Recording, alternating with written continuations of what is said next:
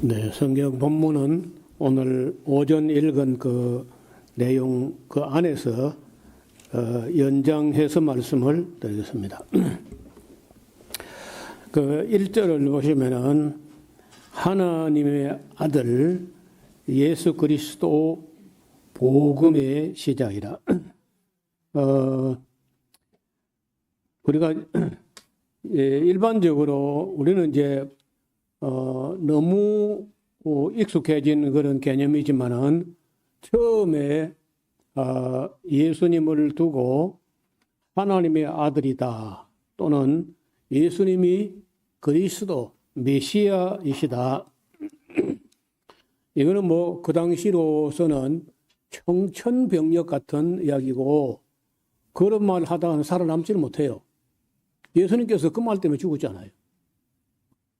그런데 여기 복음서 맨 첫 마디에 예수님을 하나님의 아들이고 또 그 예수님은 그리스도 곧 메시아시다. 그리고 그 하나님의 아들 예수 그리스도라는 복음의 시작이다 이렇게 이야기를 하는데 가끔 이 마태복음에도 그렇고 마가복음도 마찬가지 구약 성경을 인용하는 데 있어서 가끔 틀린 것이 있어요. 우리처럼 각자가 다 성경을 가지고 있지 않고 또 성경에 장절 이런 것이 구분되어 가지고 명확하게 이렇게 된 게 아니고 대충 들어서 대충 기억하는 걸로 의지해 가지고 글을 쓰다 보니까 그 인용구가 정확하지 않은 경우가 있는데 2절을 봐요. 선지자 이사야의 글에 라고 했는데 보라 내가 내 사자를 네 앞에 보내노니 저가 네 길을 예비하리라. 이게 이사야에서 나오는 말이 아니고 말라기서에 나오는 거예요. 이렇게 그 인용을 하는데 그 정확하지 않은 인용. 그는 마태복음에도 몇 군데 있었고 마가복음 첫 마디부터 이사야의 글이 아닌데 말라기에 있는 건데 이사야의 글에 해놓고 3절은요. 그건 또 진짜 이사야에 또 있는 거예요. 또 3절부터는요.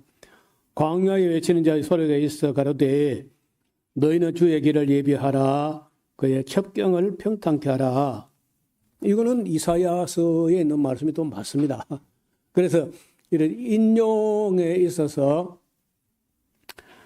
지금처럼 우리가 각 개인이 그 글을 쓰는 사람마다 성경을 한 권씩 따로 개인 소장으로 갖고 있는 게 아니고 들어서 기억하고 뭐 기억 남는 대로 이런 걸 이제 대충 인용하다가 보니까 이런 그 실수가 있다는 거죠.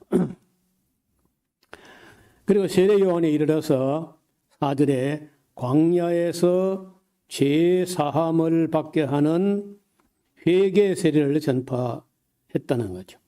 그리고 온 유대 지방과 예루살렘 사람이 다 나아가 자기 죄를 자복하고 요단강에서 그에게 세례를 받더라. 요한은 좋은 옷이 아니고 약대 털옷을 입고 허리에 가죽띠를 띠고 메뚜기와 석청을 먹더라. 우리가 그 시대 그 문화 그 의상 복식을 알지 못할 때는요. 약대 털옷을 입었다니까 고급이다. 모피코트다. 이렇게 생각하시는데 그게 아니고 그 당시에 복식으로 하면요. 그 천으로 만든 게 고급이고 가죽으로 만든 거는 그건 싸구려고 흔하고 그리고 좋은 옷이 아니야. 그리고 그 중에서도 그 낙타 가죽 같은 건요, 뻣뻣하고 그 착용감이 아주 입고 마음대로 움직이도 못할 거라. 제가 몽골 갔을 때 그 낙타 가죽을 가지고 만든 이런저런 제품을 봤는데 굉장히 허접할 뿐 아니라 잘 무두질 해가지고 가죽을 부드럽게 만든 것도 아니고 아주 뻣뻣하고 그저 줘도 모설 같아요. 그러니까 그런 걸 가지고 세례요한이 옷을 해 입었으면은 허리 이하 좀 대충 중요한 것만 가리고 그런 정도일 겁니다. 그리고 조금 남으면 어깨 죽기나 조금 가린 그런 정도고 또 오른팔을 마음 놓고 쓰기 위해서는 오른쪽 어깨는 드러나게 이렇게만 걸쳐가지고 있는 그런 정도라는 거예요. 그리고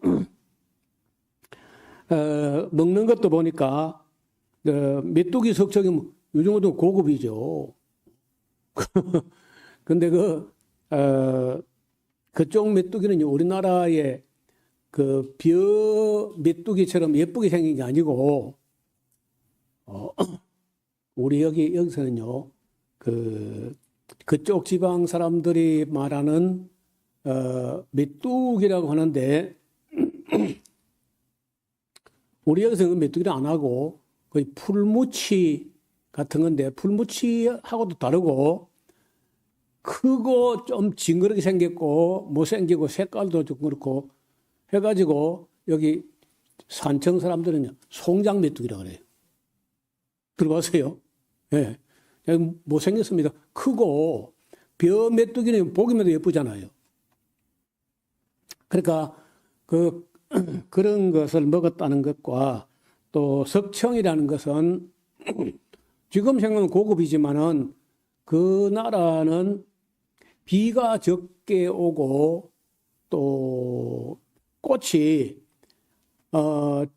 지금 이제 꽃이 질 때가 됐는데 2월 말 정도부터 해가지고 3월 말 그 어간에는요 그때 우기인데 우기에 풀이 돋아나서 그 땅이 메마르기 전에 빨리 꽃을 피워서 열매를 맺어야 종자 번식을 하기 때문에 그 어간에는요 식물이라는 식물은 꽃 안 피는 식물이 없어요.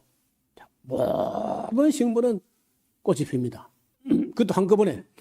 근데 거기 그렇게 꽃을 피우지 못하는 식물들은 그 우기에 맞추어서 꽃을 피우고 열매를 맺지 못하면 종자 보존 자체가 안 되니까 그런 그때 2월 말에서 3월 말까지 꽃 피우고 열매 맺는 그런 것만 살아남아 있기 때문에 그 3월 초에 가면요 이스라엘 땅에 식물이라는 식물은 꽃을 다 피워요.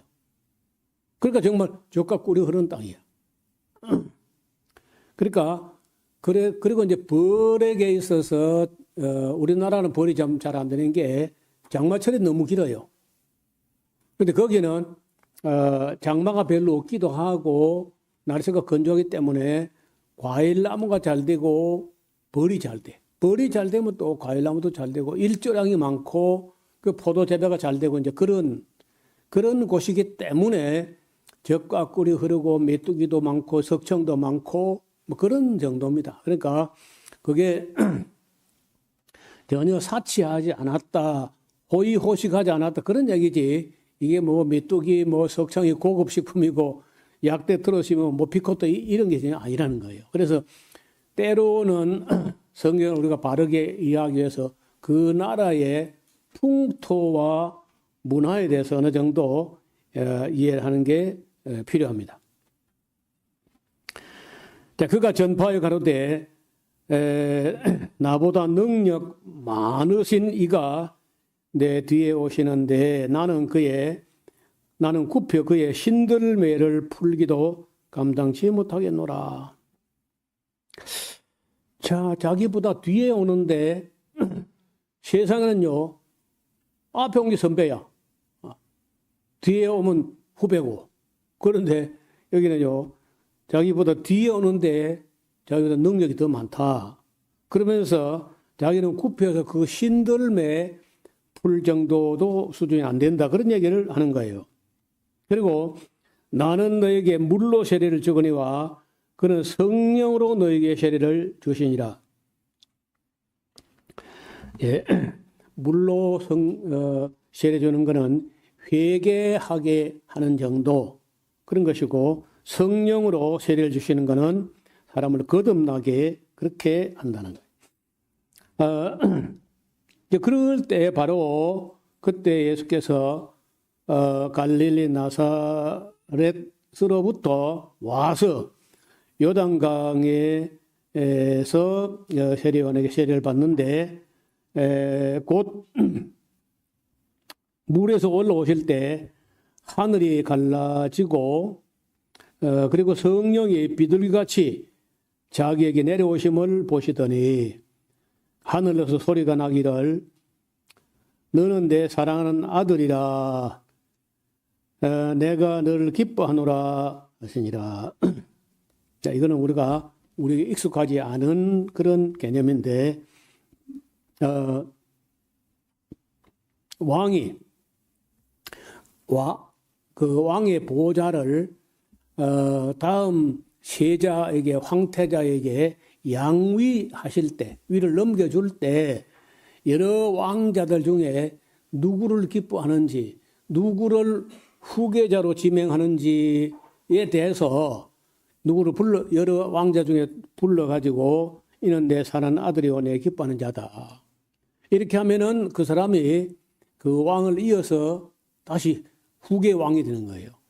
그러니까 하나님의 후계자 하나님처럼 이렇게 이제 그런 용어가 된다는 거예요. 그래 할 때 성령이 비둘기처럼 그 위에 임하여 오셨다는 건데, 여기 놀랍게도 제일 처음 신약 성경에서 제일 처음으로 성부와 성자와 성령이 함께 한 자리에 나타나는, 성부 하나님은 하늘에서 음성으로, 성자 예수님은 물에서 세례받고 올라오는데, 성령 하나님은 비둘기처럼 형체로 그 위에 임하셨다. 그렇게 기록하고 있어요.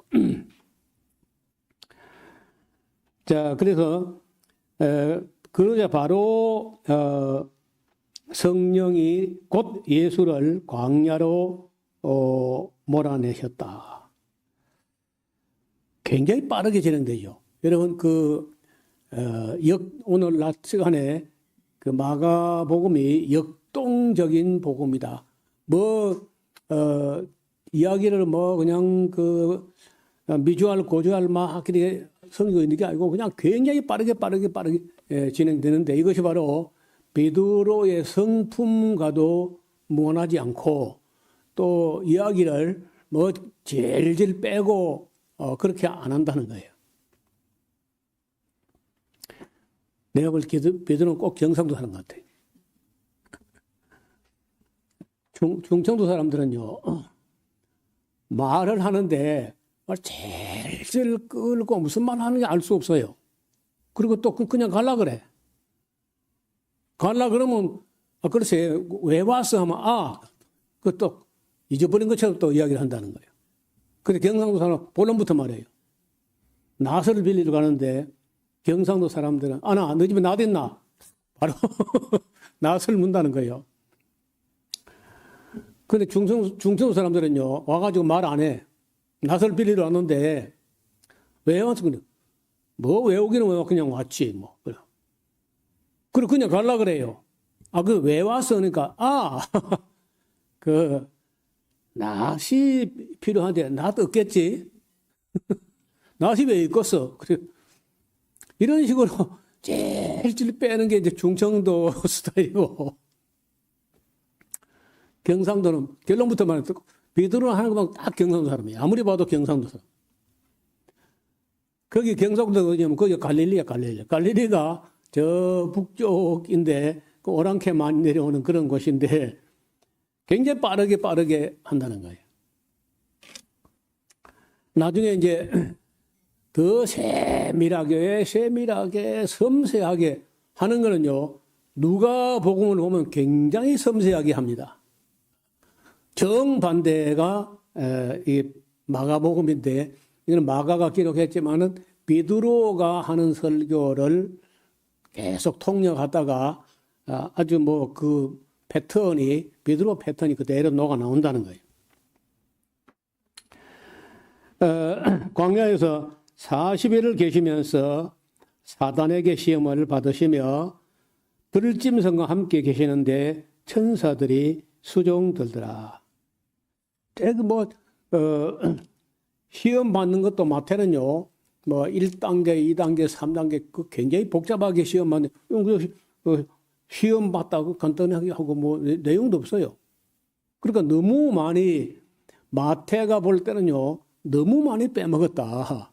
그래서 이제 좀 더 보충하고 또 보완하고 이렇게 한다는 거예요.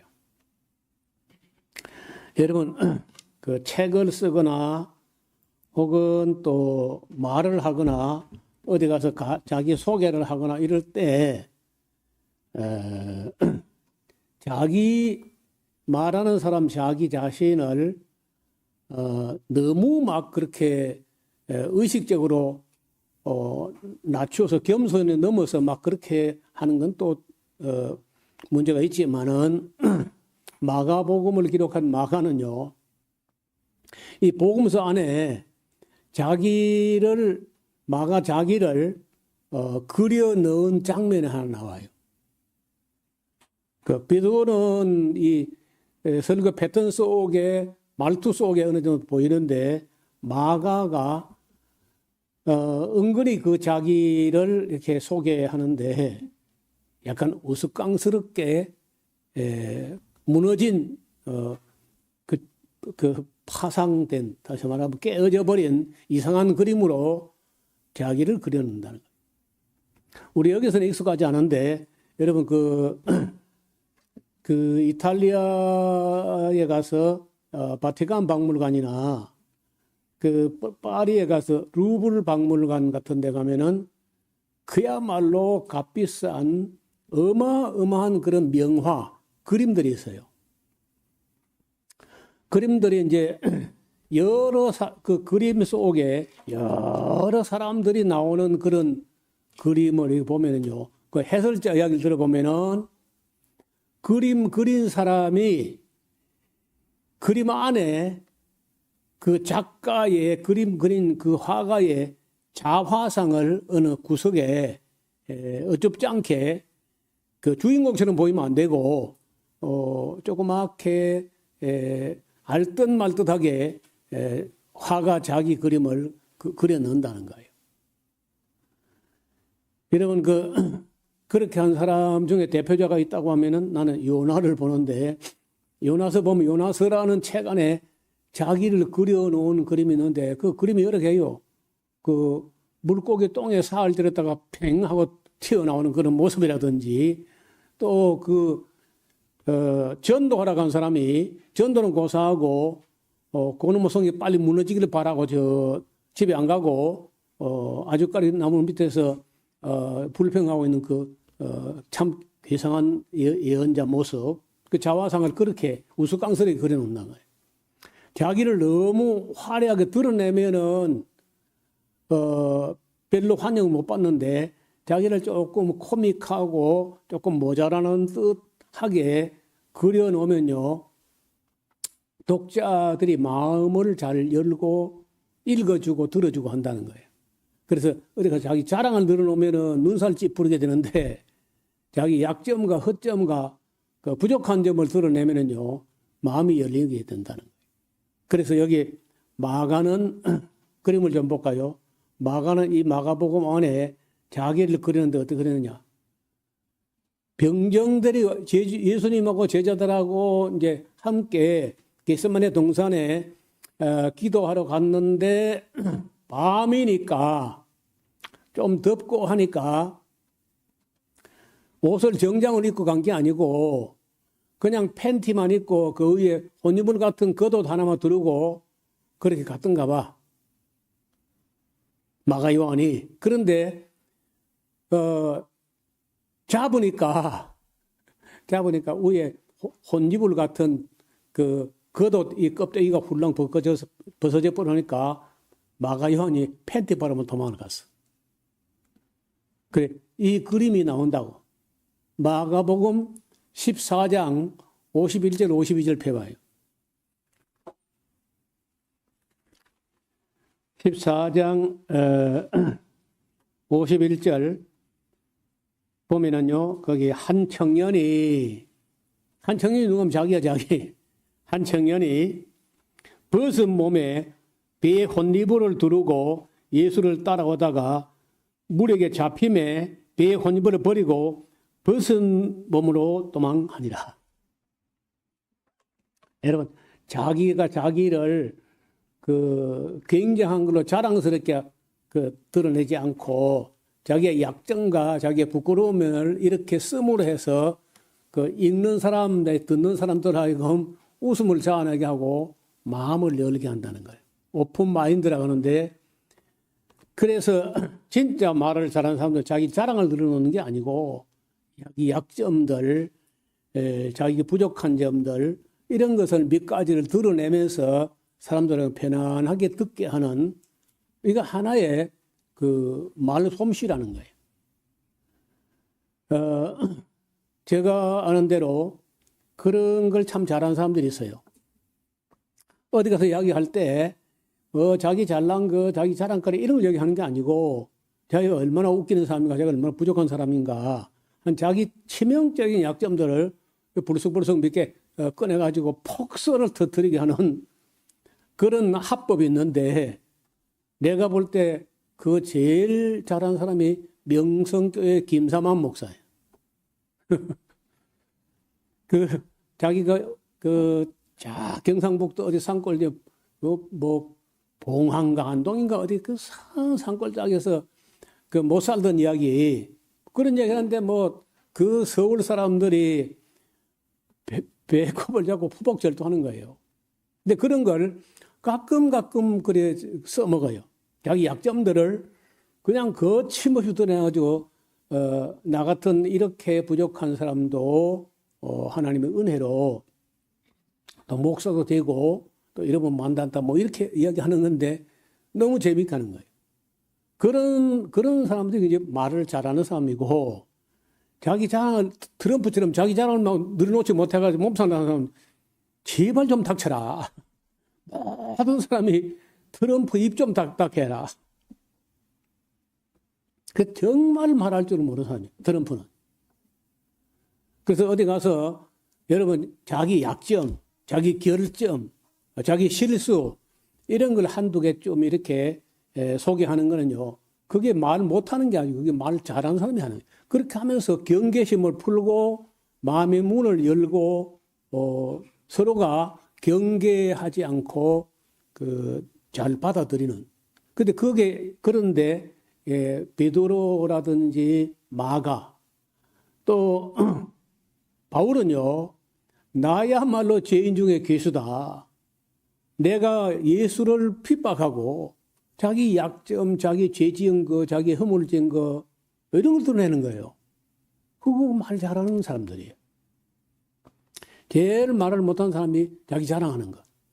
그럼 벌써 마음의 문을 닫아버립니다. 여기 나는 제일 웃기는 게 이 사람이에요. 마가가 한 청년이 자기라는 거, 자기. 예.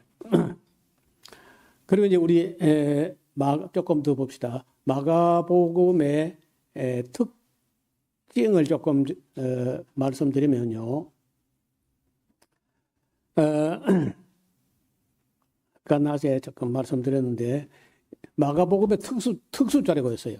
다른 복음서 안 나오는 얘기인데 예수님께서 가르치신 비유 중에 마가복음에만 등장하는, 예를 들면 씨를 뿌린 사람이 씨를 뿌려놓고 그거 오래 참지 못하고 싹이 나는 것도 파보고 또 묻어놓고 그러면 그 씨가 자라지 못하죠. 그래서 믿음을 가지고 그냥 보고 있으면요, 그게 전혀 자라난 것 같지 않은데 사람들이 자고 깨고 하는데 사이에 씨가 어떻게 자라는지 알지 못해요. 근데 그 자란다는. 여러분, 하나님 나라도 그래요. 도대체가 지금부터 2000년 전 그 시대에 책도 잘 없고 신문도 방송도 매체도 아무것도 없는데 그 갈릴리에 뭐 어부들 몇 사람하고 그 12명 뭐 열 몇 명 그 몇 사람 놓고 온 세계를 땅끝까지 가서 복음을 전하고 예수님의 교회가 세워질 거다. 하나님 나라가 시작될 거다. 그거 말도 안 되는 얘기인데 예수님께서 그런 꿈을 꾸셨고 제자들은 그 말씀을 듣고 오랜 후에 보니까 그렇게 자란다는 거예요. 눈에 안 보이는데 자라는 거예요. 생명이 있으면요 자라고 그리고 생식, 번식하고 정식을 한다는 거예요. 생명의 이대 특성은 개체가 본 자체가 자라는 것이고 그 다음에 생식을 한다는 거예요. 씨앗을 만든다는 거예요. 그 다음에 두 번째는 데가볼리 지방에서 한 사람을 고치는 장면인데 그의 그 귀가 막히고 말도 못하고 이제 그런데 그 귀에다 양쪽 귀에다가 손을 딱 댔다가 침을 뱉어가지고 혀에 손을 떼시며 에바다 그 아람어로 열리라 하는 뜻인데 그렇게 하자 혀가 풀어지고 귀가 들리고 말을 하게 된 거예요. 다른 복음서 없어요. 마가복음에만 그걸 기록하고 있어요. 또 마가복음 8장에 보면요. 그 시각장애인을 고치는데 한 번 기도해가지고 뭐가 보이냐 하니까 나무 같은 것이 걸어갑니다. 그래서요. 그래 한 번 더 기도하니까 눈이 완전히 열려가지고 밝히 보게 됐다. 그 신구약 성경에 한 번 기도해서 안 되고 두 번 기도해가지고 되는 그런 사례가 딱 한 번 나와요. 한 번 기도했을 때 절반만 보였다가 한 번 더 기도하고 보니까 물체가 분명히 보였다. 그런 이야기가 나오는 거예요. 그 다음에 방금 말씀드린 대로 자기 그 마가의 자기 우스꽝스러운 모습 붙잡히니까 겉옷을 내버리고 그야말로 벗은 몸으로 도망갔던 아마 평생에 자기가 그 자기 모습에 대해서 부끄럽기도 하고 또한 한 번 그 자기 약점을 이야기함으로 사람들의 마음을 열기도 하고 막 그랬을 거예요. 근데 학자들이 다 이 한 청년이 한테 바로 자기 자신을 두고 하는 말이다는 거예요. 사건 전체는 다른 복음서 겹치더라도 마가복음에만 상세하게 덧붙인 표현이 있는데 예를 들어서 다른 복음서는요 감정적인 이야기를 잘 안 쓰는데 마가복음에만 감정 3장 5절에 보면요 노하셨다 그런 말이 있고 또 민망히 여기셨다 1장 41절 탄식하시며 8장 12절 이런 거는 다른 사람들은 거의 안 쓰는데 베드로 자신이 좀 감성적이다. 그래서 노하시고 뭐 민망히 여기시고 탄식하시고 이런 그 감정의 기복을 딴 복음서는 읽을 수 없는데 마가복음은 읽을 수 있는데 이것은 그 마가가 본 게 아니고 베드로가 본 걸 기록한 거죠. 그 다음에 예수님 말씀을 다른 복음서는 다 완전히 헬라어로 번역을 해서 기록을 하는데 마가복음에는요 예수님께서 그 헬라어로 말씀하신 게 아니고 히브리어도 특별한 경우만 쓰고 대부분은 어떤 말을 쓰냐면요 아람어를 써, 아람어. 아람어가 뭐냐면요. 그 다마스커스 시리아 언어입니다, 그게. 아람어. 그 갈릴리 북쪽에는 그 아람어를 다 쓰는 거예요. 그러니까 이제 예를 들어서 달리다쿰 한다든지 에바다 한다든지 그 라마 사박다니 한다든지 이게 전부 다 아람어인 거예요. 그 아람 지방에 베드로도 되게 아람어를 많이 쓰고 예수님도 그 갈릴리 그쪽에 살았기 때문에 아람어를 평소에 많이 썼기 때문에 그런 그대로를 들어 옮겨놨기 때문에 헬라어가 아니고 아람어. 이런 것도 이제 베드로가 익숙하게 들은 거, 베드로가 예수님께로 아람어로 들었기 때문에 자기도 아람어로 말하고 이제 그걸 제 마가가 들을 때는 조금 더 미소 지으면서 완전히 그저 그 갈릴리 사투리하고 아람어가 섞여 있다 이제 이렇게 인식하면서 썼을 거라는 거예요. 그리고 이제 개요를 정리하려고 합니다. 오늘 그 마가복음의 총론 같이 전체 개요를 보면요, 마가는 바울과 바나바의 수행원으로 섬겼던 사람이고, 두 번째는 그 바나바 자기 외삼촌 되는 바나바하고 두 번째 여행을 출발했다가 얼마 안 가서 바나바가 세상을 떠났는지 베드로의 수행원으로 섬겼습니다. 그래서 마가가 전한 복음은 어떤 면에서는 베드로 복음이라고 할 수 있는 거죠. 마가의 복음서는 다른 복음서의 기초, 맨 먼저 기록했기 때문에 아마도 다른 사람들이 쓸 때 그걸 참고하면서 썼을 것이고 도움이 됐을 거라. 그 다음에 세례 요한의 사역, 우리 아침 오늘 그 본문에 바로 봤죠. 세례 요한의 간단한 사역과 그리스도 준비. 여러분 그 마태복음하고 누가복음에는요 예수님 탄생 기사가 있는데 마가복음은 그런 거 없어요. 바로 그냥 30살쯤 돼가 역사물에 바로 나타나는 것부터 시작합니다. 뭐 어떻게 탄생했다 이런 거 다 빼버리고. 그 다음에 이제 제자를 부르시는 장면은 마태복음하고 비슷하고 천국에 관한 비유. 천국은 마치 뭐뭐 같다 하는 비유가 잠깐 나옵니다. 그리고 병자들과 귀신 들린 자들을 고쳐주시는 건 거의 비슷해요. 그 다음에 7병2어로 4,000명을 먹이신 사건이라든지 베드로 신앙 고백은 너무 중요하니까 똑같이 다 등장합니다.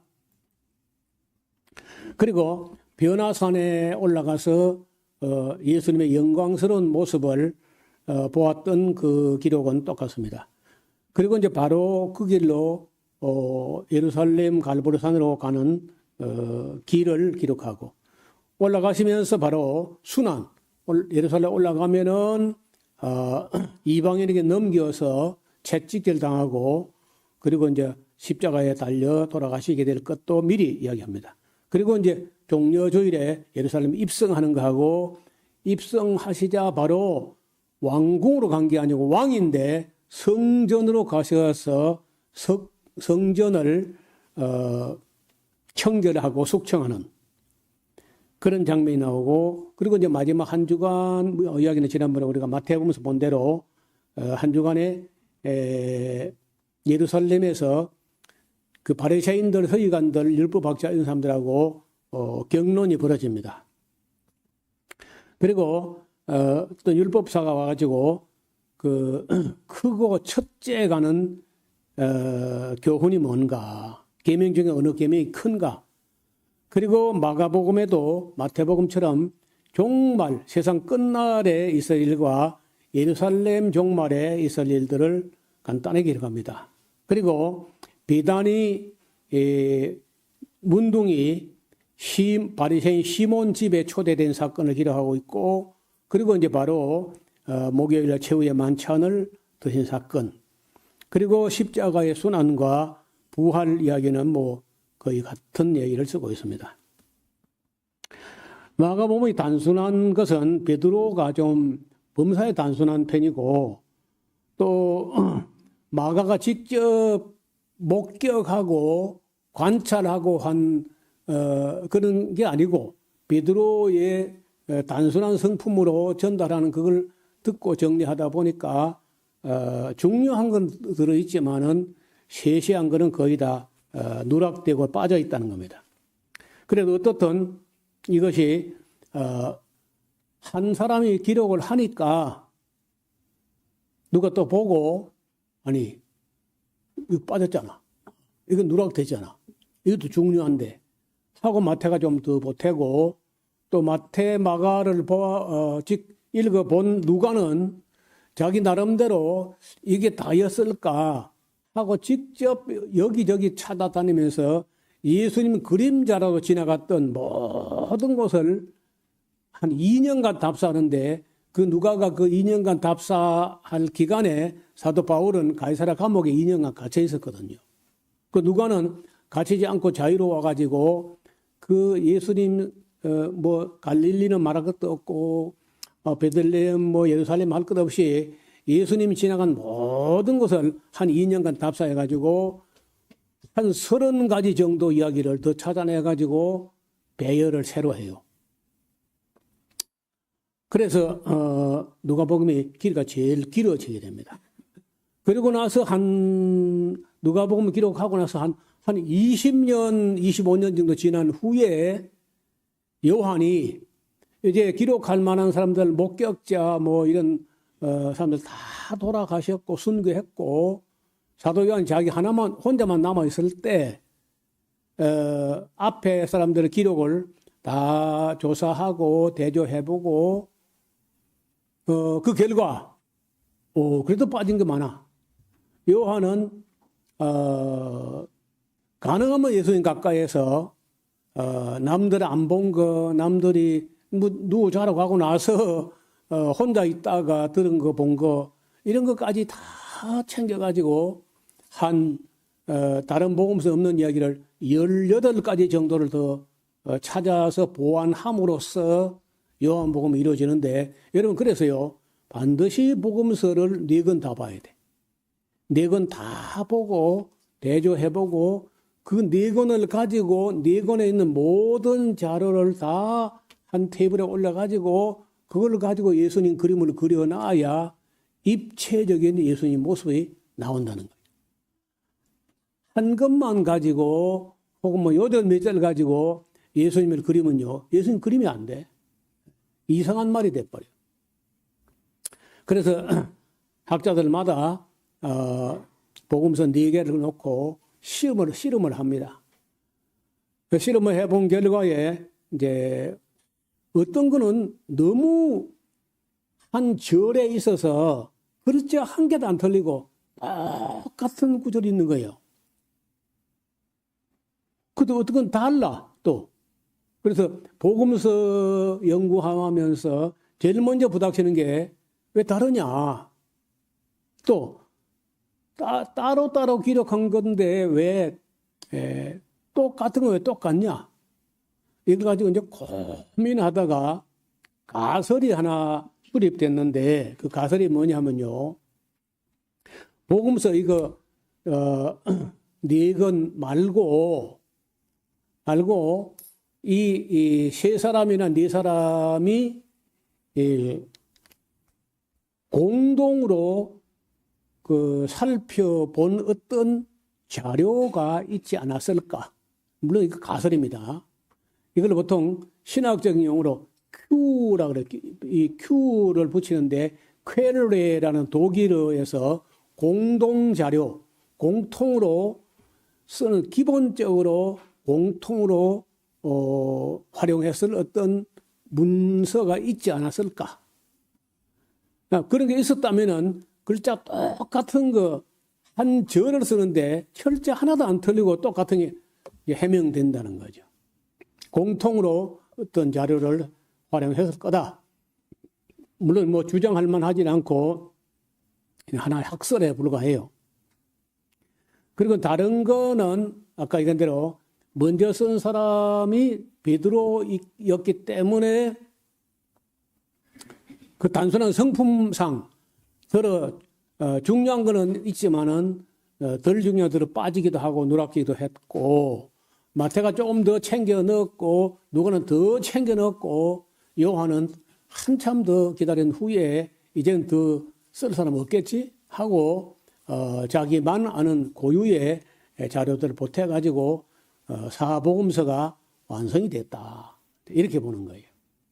자, 그래서 처음에 복음서 공부를 할 때 굉장히 당황하고 그렇게 되거든요. 그런데 차츰차츰 이제 살펴보면은 마가복음을 기록한 거는 베드로 성품하고 무관하지 않다. 그리고 마태는 또 좀 종류별로 모아놓은 것 같아요. 종류별로. 비유는 비유대로, 기적은 기적대로, 금싸라기 같은 금싸라기 같은 산상보훈은 한 번, 설교 한 번 한 것처럼 이렇게 다 주제별로 딱딱하게 분류를 한 것 같아요. 뭐 소득세 따로, 또 주민세 따로, 부가가치 따로 뭐 세관에 있었으니까.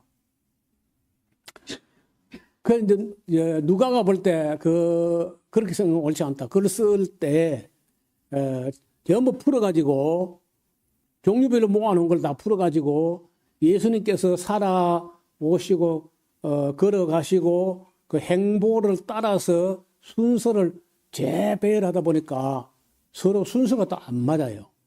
그다음 누가가 그 순서대로 재배치를 하면서 아마 그런 고장이 나지 않았을까. 그렇게들 이제 해석을 합니다. 그래서 우리가 이제 이 복음서 중에 둘째 복음서 마가복음이면 실제로는 둘째가 아니고 이게 첫째 복음서였다는 거예요. 그런데도 왜 우리가 마태복음을 앞에다 꺼내놓냐면요. 복음이든지 은혜든지 간에 첫째는 유대인에게요, 또한 헬라인에게. 유대인을 1차적으로 염두에 둔다면은 마태복음을 앞에 놔가지고 유대인들부터 먼저 듣게 하는 게 순서다. 그리고 마가복음 같은 경우는 천하 만민을 위한 복음서야. 유대인만을 위한 게 아니고. 그래 마가복음 끝에 가면요, 그 온 천하에 두루다니며 만민에게 복음을 전파하라. 이렇게 되어 있어요. 그래서 저 서울에 가면요, 이단 사입인데 만민교회가 있어요. 이재록이라는 사람 이단 사입이가 만든 만민교회. 그래서 이 마가복음은 비록 짧지만은 만민복음이다. 전하 만민에게 전한다. 그리고 누가복음은요, 나중에 이제 공부할 텐데 이런 게 있어요. 어떤 이 복음서를 누구 한 사람에게 헌정하듯이 데오빌로라는 고위공직자에게 헌정하듯이 헌사가 붙어 있어요. 이 책을 누구에게 바친다 하는 것처럼 데오빌로 각하에게 바친다 하면서 책을 쓰는데 데오빌로 각하가 실제 있었는지 아니면은 없어. 데오빌로 각하가 실제 있은 건 아니고 기독교 복음이 숨어서 어떤 몇 사람이 비밀 종교, 미리 종교, 사이비 종교 이런 것처럼 한 게 아니라 데오빌로 각하라고 할 수 있을 정도로 로마의 고관 대작에게도 당당하게 헌사를 붙여가지고 헌정하는 그 정도 공신력 있는 어디 내놔도 부끄럽지도 않은 그런 책이라는 목적으로 의도적으로 데오빌로 각하라는 사람을 가상의 인물로 설정해가지고 쓴 게 아니냐 이렇게들 봅니다. 그런데 요한복음은 나중에 또 우리가 요한복음 강론 공부할 때 할 거지만은 또 다른 면이 거예요. 요한복음은요, 예수님께서 산상보훈 같이 하신 그런 말 다 빼버렸어요. 금사라기 같은 말은 왜 빼느냐? 그거는 마태가 충분히 썼다는 거예요. 그리고 이제 자기는 누가도 그렇게 많이 챙기는 누가도 미처 알지 못하고 못 챙긴 부분을 쭉 뽑았는데 놀랍게도 거기는요 진짜 놀라운 게 있는데 예수님을 여러분 그 마태는요 아브라함의 자손 다윗의 자손 이렇게 하잖아요. 아브라함의 자손 다윗의. 그다음에 누가는요 의사가 의학적인 관점에서 볼 때 아브라함도 별로 의미가 없고 다윗도 별로 의미가 없고 또 무슨 뭐 요셉도 뭐 양아버지에 불과하지. 그리고 혈통적으로 오히려 여자 마리아의 아들이지 무슨 요셉의 아들은 아니잖아. 뭐 이래서 이제 여인의 자손이다 이렇게 했다는 거예요. 그런데 요한은요.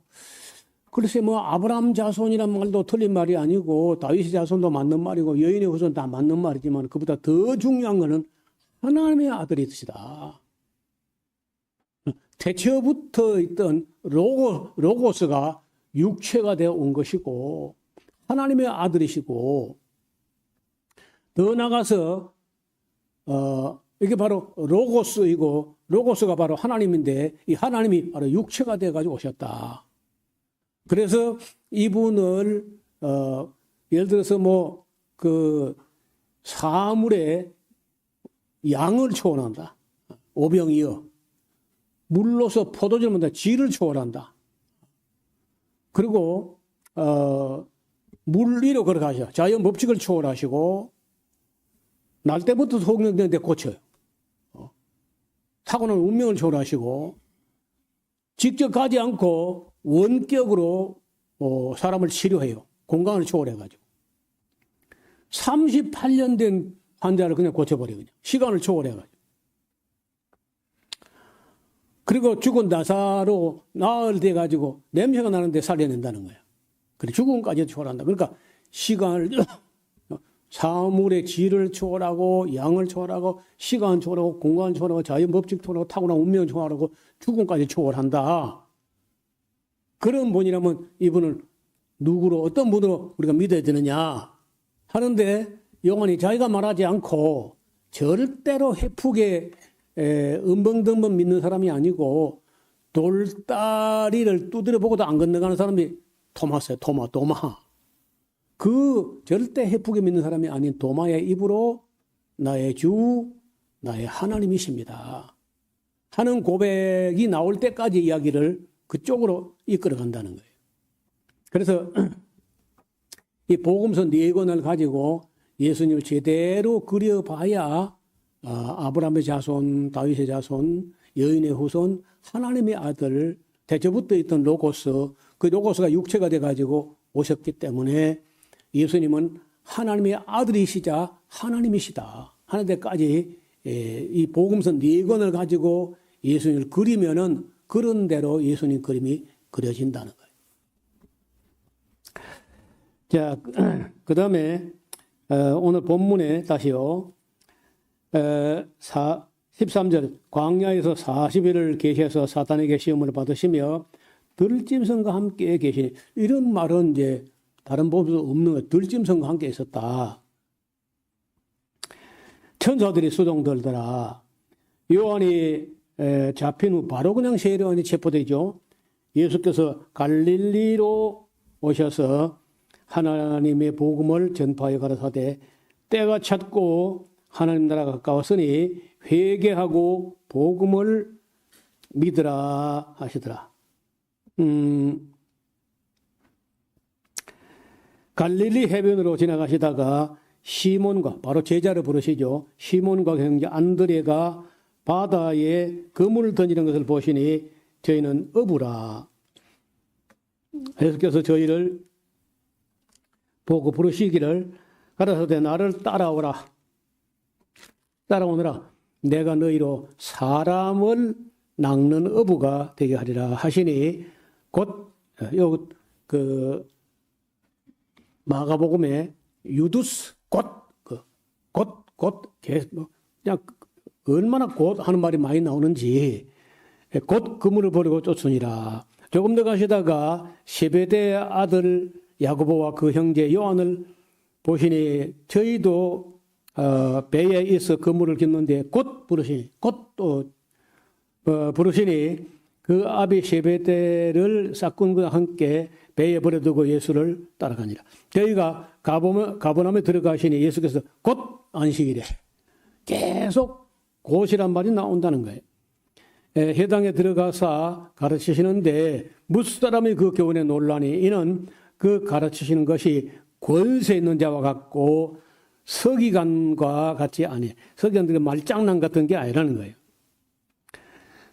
무슨 얘기냐면 아침 저희 회당에 더러운 귀신들이 여러분 그 예수님께서 혹은 그 복음서 기자가 꼭 예수님께서 귀신을 보고 말할 때 더러운 귀신이라고 하는 거예요. 여러분들은 이제 귀신 들린 사람들을 직접 많이 안 보셨을 텐데 저는 저를 공부를 시키려고 그랬는지 의외로 귀신 들린 사람 많이 보여주셔가지고 그 더러운 귀신은 말이 그 실제로 실감이 나요. 여기 원지 그 주차장이 지금 조금 내려갔잖아요.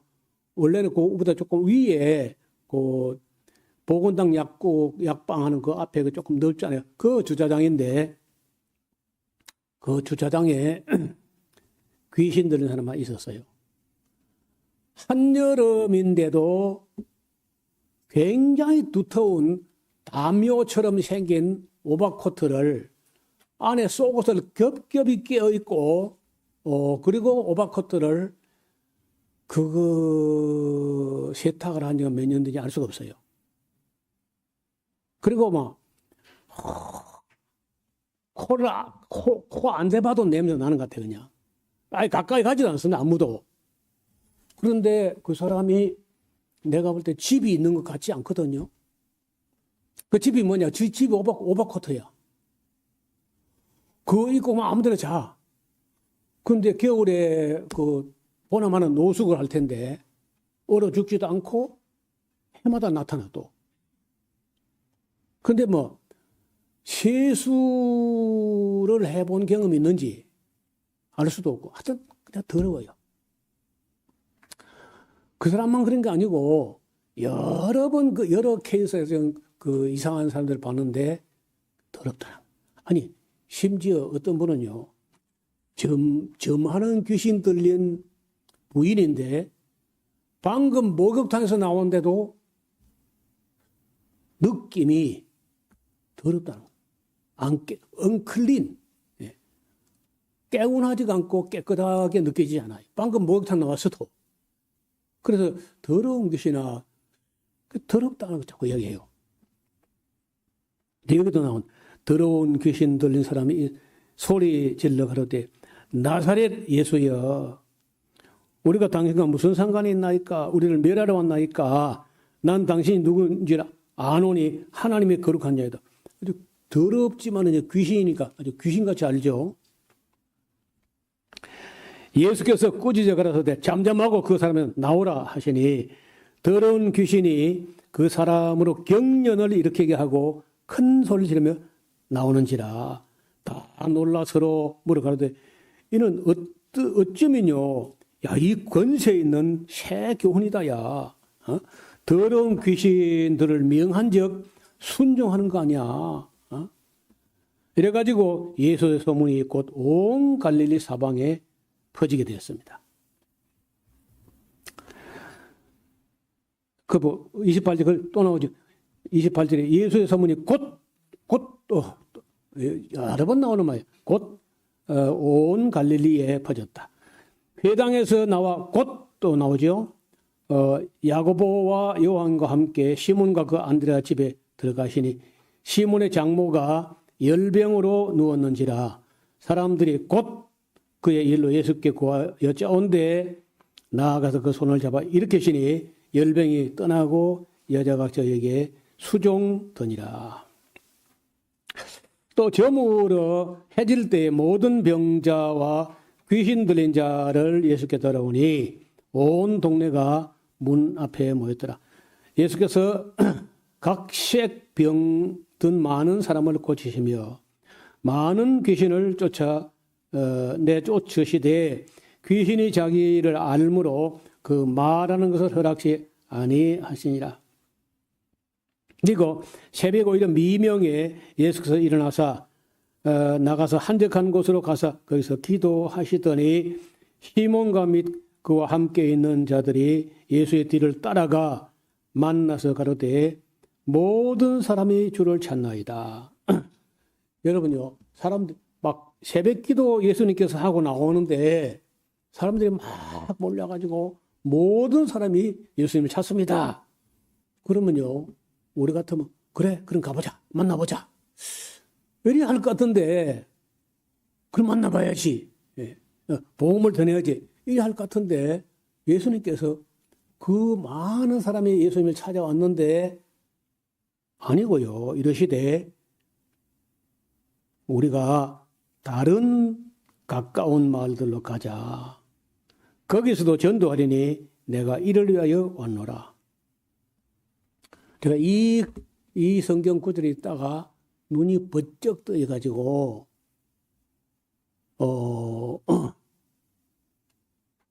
우리가 예배당에만 있을 게 아니라 다른 가까운 마을들로 가자. 그 가지고 우리가 애를 태웠는데 참 말 안 듣더라고. 그래 한 번은 우리 산청 초등학교 우리 후배 한 사람이 강영순이라는 목사인데 진주 고신척 SFC라고 학생회를 지도한 지도 목사예요. 자기 부인은 약국을 차리고 약사를 하는데 이분은 자기 부인이 약국 해가지고 벌은 돈을 가지고 학생 선교에 다 쓰고 이렇게 하는 분이야. 부인은 돈 벌고 남편은 쓰고 이제. 그 학생들 지도하다가 우리가 이 지리산 지역에서 목사들이 1984년부터 86년까지 지리산 선교 동지회를 만들어가지고 교회를 한 30몇 개를 개척했다. 이 소식을 듣고는요, 이 강영순 목사가 우리를 찾아왔어요. 그리고 우리가 모여가지고 목사들이 모이면은 선교하고 교회 세울 곳 이런 거 연구하고 하는 거 굉장히 충격을 받았어요. 그 저를 이제 자기들 모임에 하면 학생들 모임 불러가지고 설교나 특강을 해달라는 거예요. 그때 제가 이 본문 마가복음 1장 38절 우리가 가까운 다른 마을들로 가자. 거기서도 전도하리 내가 이를 위하노라. 이 본문을 가지고 특강을 했어요. 아무도 이 본문을 발견을 못하고 인식을 못하고 있는데 한번 생각해 봐라. 예수님께서 많은 사람이 몰려온다고 그 많은 사람에게 매여가지고 그 주저앉아 버린 게 아니라 그 사람 놔두고 다른 가까운 마을로 간 걸 생각해 봐라. 그랬더니 그 학생들은 무슨 말인가 잘 못 알아듣는지 몰라도 그 지도하는 SFC 강영순 목사라는 분이 충격을 받은 거예요. 왜 자기 눈에는 이게 안 보였나, 이런 구절들이. 그래서 이분이 우리가 만든 그 선교회가 지리산 선교, 개척 선교 동지회인데 이분은요, 그걸 본따 가지고 그 고신척, 합동척 청년들, 학생들, 대학생들 모아가지고 서부 경남 선교 동지회를 결성을 해가지고 우리는 지리산 선교 동지회는 표가 가든지 보내든지 우리 선교 표어야. 그런데 그쪽 서부 경남 선교 동지회 표는 가까운 다른 마을들로 가자.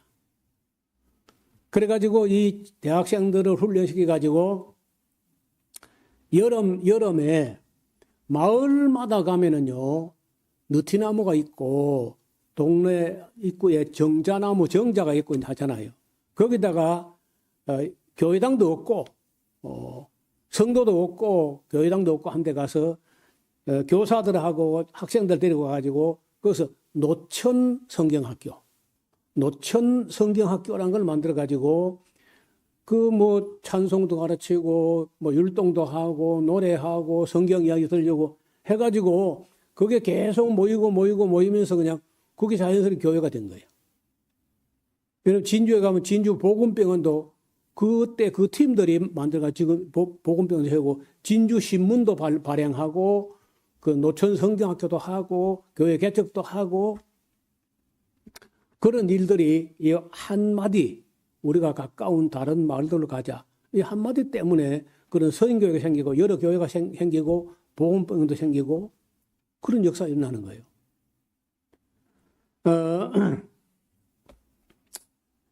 여러분 39절에 이에 온 갈릴리에 다니며 저희 여러 회당에서 전도하시고 또 귀신들을 내어 쫓으시더라. 한 문둥병자가 6개 와서 꿇어 엎드려 간구하여 그러되 원하시면 저를 깨끗게 할 수 있나. 마태복음에서 우리가 봤죠. 예수께서 민망히 여기사 손을 내밀어 저에게 대시며 가라사대 내가 원하노니 깨끗함을 받으라. 마태복음은 똑같잖아요. 하신데 곧 문둥병이 그 사람에서 떠나가고 깨끗해진지라. 엄히 경계하사 곧 보내시며 또 42절에도 곧 문둥병이 나왔다. 43절 엄히 경계하사 곧 보내시며 그 굉장히 빨리 아주 베드로처럼 진행하니까. 44절 가라사대 삼가 아무개도 아무 말도 하지 말고 가서 네 몸을 제사장에게 보이고 네 깨끗게 됨을 인하여 모세 명한 것을 들여서 저에게 증거하라 하셨다. 여러분 이게 레위기 14장에 있는 대로 해라. 그 말씀하신 거예요. 그러나 그 사람이 나가서 이 일을 많이 전파하여 널리 퍼지게 하시니 그러므로 예수께서 다시는 드러나게 동네에 들어가지 못하시고 오직 바깥 한적한 곳에 계셨으나 사방에서 그에게로 나오더라. 아마 여러분 그 마가복음 1장에서 가장 자주 나온 말이 곧 아주 역동적으로 굉장히 빠르게 진행되는 헬라어로 유두스 하는 곧 이렇게 우리말로 곧으로 번역된 말들이 그 유두스란 말인데 그 뭐 노닥거리고 있는 그런 스타일이 아니고 예수님의 사역이나 베드로의 성품이나 뭐든지 그저 역동적으로 빠르게 진행되는 그런 흐름을 읽을 수가 있습니다. 자, 우리 원래는 이제 2장을 오늘 오후에 하려고 했는데 총론 이야기가 조금 길어졌기 때문에 수요일 저녁 시간에 2장 말씀을 나누도록 하겠습니다. 하나님 아버지, 오늘은 하나님의 사람들, 특히 사도들이 어떠한 자세로 하나님 말씀을 받아서 또 어떻게 기록하고 어떻게 전했는지를 어느 한 단면을 엿볼 수 있는 시간이었습니다. 베드로 사도께서 예수님 말씀을 어떻게 듣고 어떻게 전하였으며 어떻게 기록하고 또 어떻게 전했는지 오늘 살펴보는 시간이었습니다. 우리도 이 말씀을 잘 배워서 우리가 예배당에 나오는 사람들을 기다릴 것이 아니라 가까운 다른 마을들로 가서 복음을 듣지 못한 사람들에게 전도할 수 있는 우리 모두가 되게 하옵소서.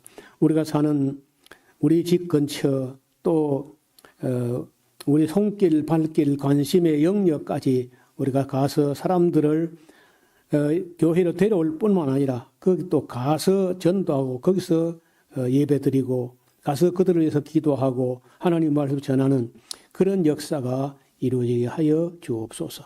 예수님 이름으로 기도하옵나이다. 아멘.